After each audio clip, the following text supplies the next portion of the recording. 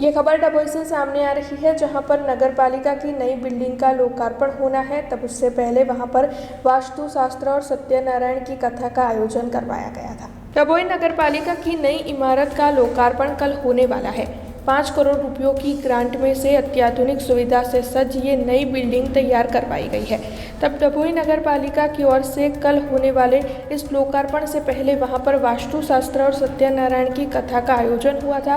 इस दौरान सांसद जशुभाई राठवा, विधायक शैलेश मेहता, वडोदरा जिला महामंत्री बीजे ब्रह्मभट्ट, नगर पालिका के प्रमुख बीरेन्द्र शाह, साथ ही पूर्व शहर प्रमुख संदीप शाह, महिला मोर्चा के प्रमुख सोनलबेन सोलंकी और अन्य कई अग्रणी मौजूद रहे थे।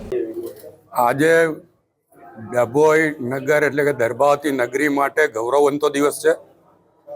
100 વર્ષ ઉપરાંતથી જે નગરપાલિકાનું બિલ્ડિંગ હતું એની જગ્યાએ આજે નવા બિલ્ડિંગનું લોકાર્પણ કરવામાં આવ્યું છે। અમારા વડાપ્રધાન નરેન્દ્રભાઈ મોદી કહે છે કે જેનું ખાતમુહૂર્ત અમે કરીએ છીએ એનું લોકાર્પણ અમે કરતા હોઈએ છીએ। આનું ખાતમુહૂર્ત પણ મારા હાથે થયું હતું અને આજે આનું લોકાર્પણ પણ મારા હાથે થઈ રહ્યું છે। ત્યારે હું નગરના તમામ નગરજનોને અભિનંદન આપું છું, શુભેચ્છા પાઠવું છું।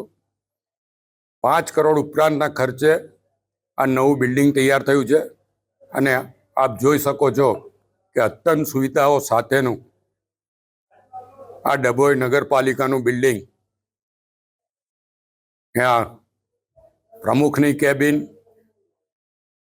ઉપપ્રમુખની કેબિન અલગ, કારોબારી ચેરમેન અને ચીફ ઓફિસર સાથે વિરોધ પક્ષના નેતાને પણ અલગ કેબિન આપવામાં આવી છે। સ્ટાફ માટે પણ અલગ અલગ વિભાગ માટે અલગ અલગ ઓફિસોનું આયોજન કરવામાં આવ્યું છે। દર્ભાવતી નગરીમાં 12 કરોડ 68 લાખ રૂપિયાના કામોનું લોકાર્પણ કરવામાં આવ્યું છે। આને માટે હું તમામ નગરજનોને અભિનંદન આપું છું।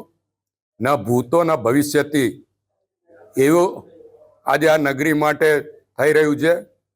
આજ સુધીમાં મારા કાર્યકાળ પછી પણ આ જ્યારથી ભારતીય જનતા પક્ષનું કાયદેસર બોર્ડ બન્યું છે ત્યારથી 100 કરોડ ઉપરાંતની ગ્રાન્ટો સરકારમાંથી અહીંયા આપવામાં આવી છે। हमसे जुड़े रहने के लिए हमारे YouTube चैनल को सब्सक्राइब करें और नई वीडियो की नोटिफिकेशन के लिए बेल आइकॉन को दबाएं।